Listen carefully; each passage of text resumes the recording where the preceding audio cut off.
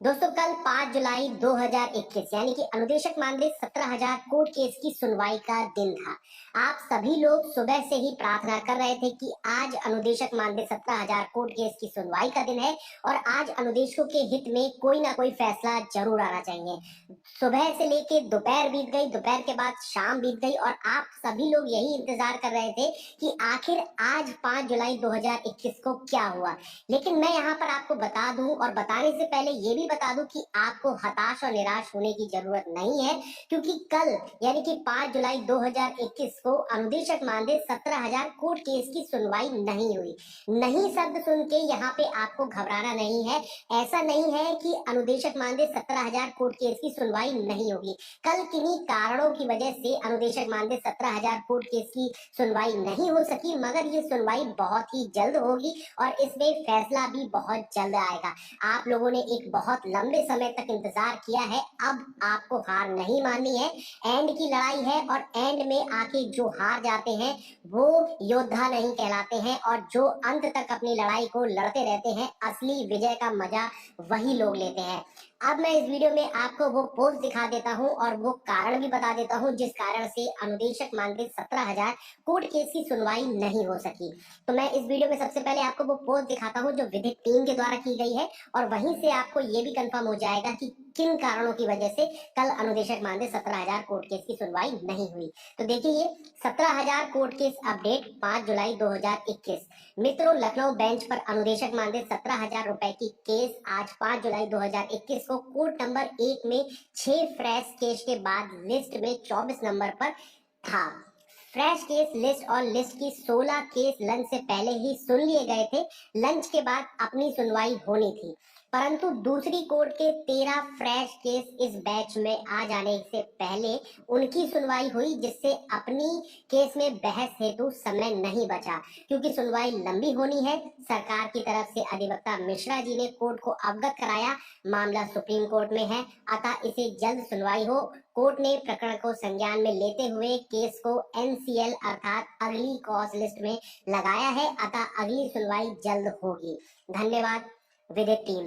तो ये देखिए, ये पूरी जो एक पोस्ट है, इससे आपको पूरी बात क्लियर हो गई थी कि कल यानी कि 5 जुलाई को ये चीज निश्चित थी कि अनुदेशक मानदेय 17,000 कोर्ट केस की सुनवाई होगी और सारा ही मामला सुबह से बहुत अच्छा चल रहा था। लंच से पहले करीबन 16 केस को सुन लिया गया था, लेकिन लंच के बाद जो है दूसरी कोर्ट से 13 नए फ्रेश केस आए और उन पर सुनवाई पहले होनी थी और इसी कारण की वजह से बाद में बिल्कुल भी समय नहीं बचा, क्योंकि अपने कोर्ट केस यानी कि 17,000 मानदेय कोर्ट केस में जो बहस होगी वो लंबी चलेगी। इस वजह से उस समय इतना समय नहीं बचा था कि अनुदेशक मानदेय 17,000 कोर्ट केस पर सुनवाई हो सके। इस पर जो अधिवक्ता है मिश्रा जी, उन्होंने बताया कोर्ट को कि ये मामला जो है सुप्रीम कोर्ट में भी है, इसलिए इस पर सुनवाई जो है वो जल्द होनी चाहिए और इस केस को जो है वो एनसीएल अर्थात अगली कॉज लिस्ट में डाल दिया गया और इस पर सुनवाई बहुत जल्द होगी। आप लोग यहाँ पे थोड़े से निराश हो जाएंगे कि देखिए फिर से अनुदेशक मानदेय 17,000 की सुनवाई नहीं हुई और फिर से एक डेट मिल गई और फिर मैं आगे आपको मोटिवेट करने के लिए। लेकिन मैं यहाँ पे एक ही बात कहूंगा कि अगर आप इस चीज को लेकर परेशान होंगे, अगर आप बार बार अपने अंदर निगेटिव बात लेके आएंगे कि अनुदेशक मानदेय 17,000 नहीं मिलने वाला है और अनुदेशकों का भला नहीं होने वाला है, तो सच मानिए कि कुछ भी नहीं होगा। और जब तक आप पॉजिटिव सोचते रहेंगे, देखिए कभी कभी ऐसा होता है कि हम मंजिल तक बिल्कुल पहुंचकर उस पे हार मान जाते हैं। हम यही सोचते हैं कि मंजिल अभी हमारी आई नहीं है, मंजिल अभी बहुत दूर है, लेकिन होता क्या है, अगले ही कदम पर हमारी मंजिल होती है। तो आपको भी ये मान के चलना है कि मंजिल अब ज्यादा दूर नहीं है, बहुत जल्द ही अनुदेशक जो है इस चीज की लड़ाई को जीतेंगे और अनुदेशक मानदेय 17,000 का शासनादेश भी जारी होगा। एक दिन अगर सुनवाई फिर से नहीं हुई तो इसमें आपको घबराने की बात नहीं है, बस ये इंतजार कीजिए कि जल्द से जल्द अगली डेट निकल के आए और अनुदेशक मानदेय 17,000 कोर्ट केस की सुनवाई हो सके। अब मैं यहाँ पे आपको एक और न्यूज दिखाता हूँ। ये अनुदेशकों से संबंधित न्यूज है, जौनपुर की न्यूज है और यहाँ पे 55 स्कूलों के अनुदेशकों को नोटिस भेजा गया है। आइए हम इस न्यूज को भी देख लेते हैं। परिषदीय विद्यालयों में छात्रों की संख्या लगातार कम होता देख बीएसए ने शनिवार को 55 विद्यालयों के अनुदेशकों को नोटिस जारी करते हुए 30 अगस्त तक का समय दिया है। अल्टीमेटम दिया है कि विद्यालयों में छात्रों की संख्या 100 से अधिक होनी चाहिए, अन्यथा संविदा समाप्त कर दी जाएगी। प्राथमिक विद्यालयों में छात्रों की संख्या को देखते हुए बीएसए प्रवीण तिवारी ने बीईओ को जांच करने का निर्देश दिया है। जांच में पाया गया है कि 55 विद्यालयों के अनुदेशकों ने छात्र संख्या बढ़ाने के लिए कोई प्रयास नहीं किया। बीएसए ने इन अनुदेशकों को 15 अगस्त को अपने अपने विद्यालयों में 100 से अधिक बच्चों का नामांकन कराने का निर्देश दिया है, अन्यथा की स्थिति में चेतावनी दी है और 15 जुलाई तक विद्यालय में अपना योगदान देने को सुनिश्चित किया है। और अगर ये ऐसा नहीं करते हैं तो उनकी संविदा को समाप्त कर दिया जाएगा। अब यहाँ पे बात आती है 100 बच्चों की बाध्यता, जो अनुदेशकों के लिए सबसे बड़ी समस्या है। क्या विद्यालय में बच्चों की संख्या बढ़ाने की पूरी जिम्मेदारी सिर्फ अनुदेशकों की है? दूसरा जो स्टाफ है, दूसरे जो शिक्षक हैं, प्रधान अध्यापक हैं और जितने भी लोग हैं, उन लोगों की क्या छात्र संख्या बढ़ाने के प्रति कोई भी जिम्मेदारी नहीं है? अनुदेशकों के सिर पर 100 बच्चों की बाध्यता लगी हुई है, इसलिए अनुदेशकों की ये जिम्मेदारी बन जाती है कि वो 100 बच्चों की संख्या को मेंटेन करके रखें।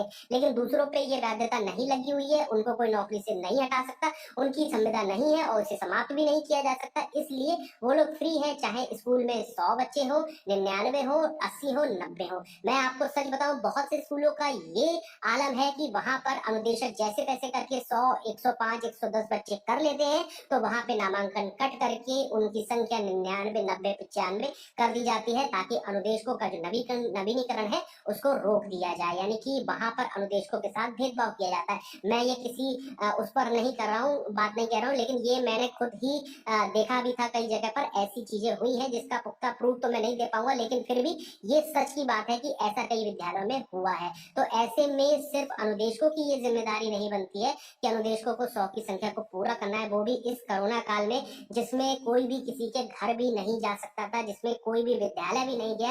और अगर ऐसे में छात्र संख्या गिरती है और 100 से कम जाती है, तो अनुदेशकों को नोटिस देकर उनकी संविदा समाप्त करना कहीं ना कहीं बिल्कुल ही गलत होगा। तो ऐसा सरकार को नहीं करना चाहिए। इसके साथ मैं आपको ये बात और बता दूं कि भले ही कल अनुदेशक मानदेय 17,000 कोर्ट केस की सुनवाई नहीं हुई है, आपको इस चीज में परेशान नहीं होना है। आप जिस तरीके से लगातार अपनी चीजों को लेकर चल रहे थे, वैसे ही आपको चलते रहना है। दूसरी टीम के द्वारा जो ट्विटर पे प्रयास किए जा रहे हैं, आपको वो भी करना है। अन्य नेताओं के द्वारा जो पत्र व्यवहार, जो ज्ञापन दिए जाते हैं, उन चीजों को भी कंटिन्यू रखना है। और दूसरी तरफ आपको ये मान के चलना है कि 17,000 की जो आपकी कोर्ट केस चल रहा है वो अलग चल रहा है, और उसमें जो है वो आपको विजय जरूर मिलेगी, देर से ही मिलेगी, लेकिन मिलेगी जरूर।